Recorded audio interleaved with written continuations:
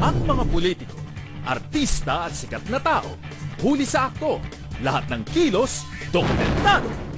Okay, anong mga storya natin this week? Gucci, ang 71st birthday ni FPJ ginunita ng kanyang pamilya. Okay, oo nga pala, no? Napag-alaman natin, Lucy, na ito si Congressman Lucy Torres pala at si Testa Head Joel Villanueva mahilig sa bola-bola.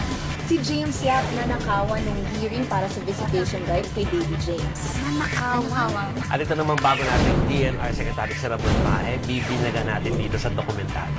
Oh! Lucy, si House Speaker Sonny Belmonte may kasamang babae sa State of the City address ni Mayor Herbert Bautista sa Quezon City. Uy, wala namang masama doon. Viewdo naman yung tao. At syempre, Lucy, ang pagwawala ni CHR Commissioner Coco Kisubing. Dahil sa'yo eh. Dahil sa'yo Dahil sa akin yun eh. Ikaw kasi. Anong storya nyo?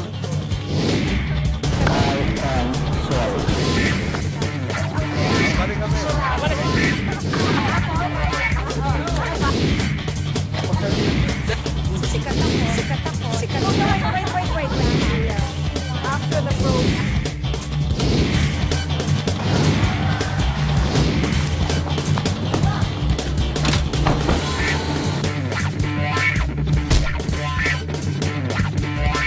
Ang pagtataray ng isang commissioner. Ikaw naka-green shirt. Hindi kita kilala. I'm not going to take any of your questions. Ang mga eksena sa Kongreso at Senado. At ang maghe-hello at mag-goodbye, dokumentado. Gucci, na isang araw pumunta tayo sa Senado para i-cover yung session ng Senate Committee on Finance. Ah, okay. Ano Pero nangyari doon? bago natin nakunan yun, napadaan muna tayo sa committee hearing naman ng defense. Lucy, napansin natin medyo bad trip itong si Jesus Escudero kasi hindi dumating si Secretary Abad. Bakit niya gustong makita si Abad doon? I don't know. So matapos yung session, lumapit si Senator Jesus Escudero kay Defense Secretary Walter Gasmin at napansin niya doon may baller ID na dilaw.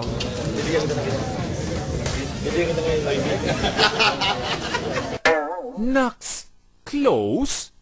Pagkatapos ng Senate hearing sa Committee on Defense, lumipat man tayo sa Committee on Finance. Siyempre, andun pa rin si Tito Sen. Ito yung first committee hearing no, ng finance. I'm sorry! Napansin natin na bago pa magsimula yung hearing, parang nagsisimula pa rin din yung araw ni Tito Sen. Bakit? Wake up, wash your face and make a bumble shake. Shake it to the left muna, sir, para magising ka. Kung hindi umubra, shake it to the right naman. Pero in fairness ha, ang sipag ni Tito Sen ha. Buti naman, alam mo. Sinisilip nila yung mga bonuses at yung malalaking sweldo ng SBMA officials. Diba yun yun? Iba na ang pinagpala. Pero siyempre, hindi rin natagalan ni Tito Sen yung hearing, kaya maya-maya, nag-exit na rin siya sa hearing. Sir, saan ka pupunta? Papayagan ka lang namin umalis kung manonood ka ng dokumentado. Lucy, Philippine Business for Social Funding, nag-launch sila ng isang lunch symposium. Tapos parang ano siya, controlling tuberculosis. May grant to from a Swiss company. So, billion-billion I think it's the largest global fund. Aba, Ginoo, napupuno ka ng grasya. Maambunan sana kami ng iyong grasya. Amen. Ang daming delegates from iba-ibang sector. Siguro mga thousands yun. Kaya lang, since lunch siya, medyo parang napunta sa pagkain yung concentration nila. Aba, Ginoo, punong-puno ka ng grasya. Kain na! Ngasab. Kasi sinasabi ko, pag nagpapapress ko, pagka meal time eh, walang makikinig. Galit-galit lahat. Walang makikinig. Halika kayo, pakakainin ko kayo ng masarap na almusal. Kaya pagdating nung Q&A, sa libo-libo nila doon, mga 1 or 2 lang ata yung nagtanong. Can't you see the line is busy? Sorry na lang, ha? We're busy. Masasabi lang namin eh. Gracias! Tapos bukod pa dyan, nakita rin natin doon yung R&B prince na si JR. Kasi siya yung kumakanta kapag intermission. Okay. May song number pa pala habang may song number. kumakain. Sorry, hindi ko nasabi sa kanila eh. Tagal natin siya hindi nakita. Parang kumapal na yung buhok ni JR. May buhok na nga. Let's check.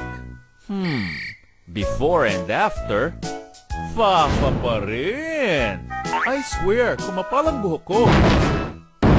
No, I took note of the coverage on the Philippine Wood Producers Association. Diba, no? Nagpunta nga yung team natin doon, ano? Kasama ako, siyempre.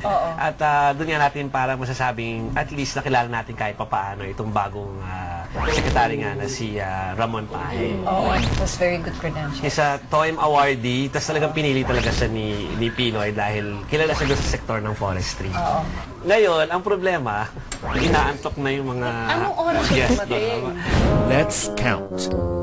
Isang puting tupa, dalawang puting tupa, tatlong puting tupa, apat na puting tupa. Baka naman pagod din. Diba? Saka, Luchi, kung mapapansin mo, lahat ng mga karamihan sa mga umaten, medyo may edad na rin. Kaya siguro, madaling mapagod.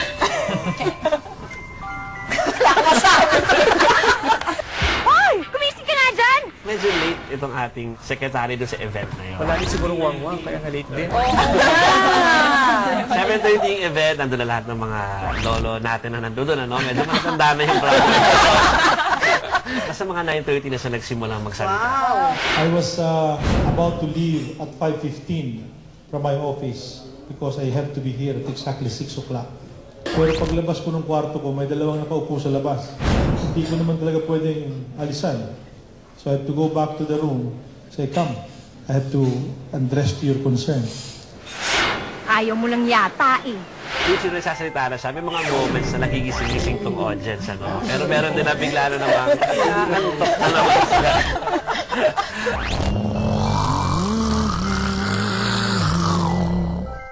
Ay, nakautulog moment na naman ito.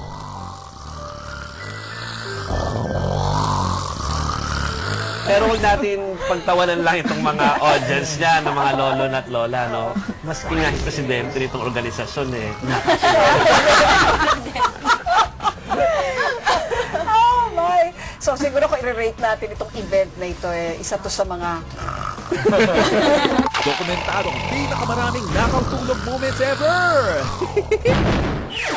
Alam mo, Luchi, maski na matagal nang lumako si FPJ, mukhang buhay na buhay pa rin ang alaala niya. naman. Oo, hindi nawawala yan. Legendary. Yes!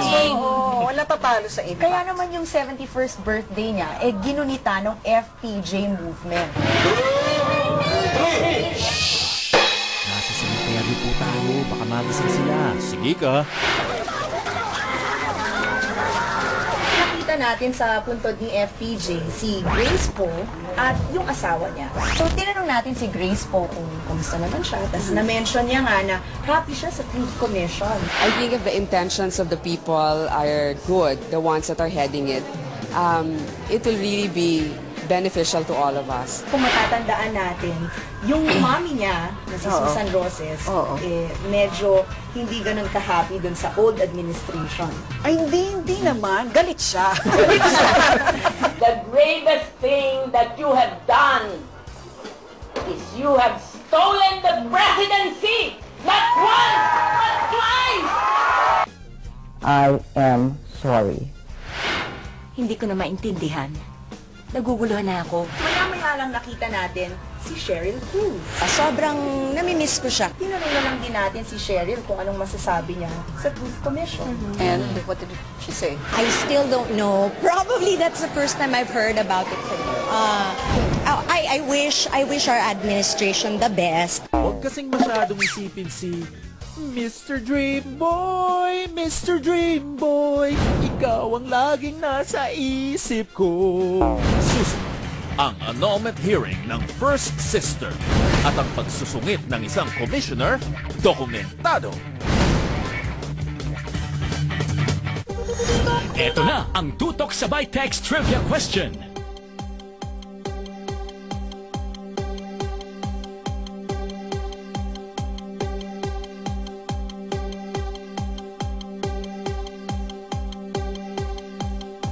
Text TST, space, DOK, space, letter of the answer, and send to 8850. Get a chance to win up to 5 million pesos weekly. Makitutok sabay text na. Text TST on to 8850. Don't go away, magbabalik ang dokumentado dito sa TV5.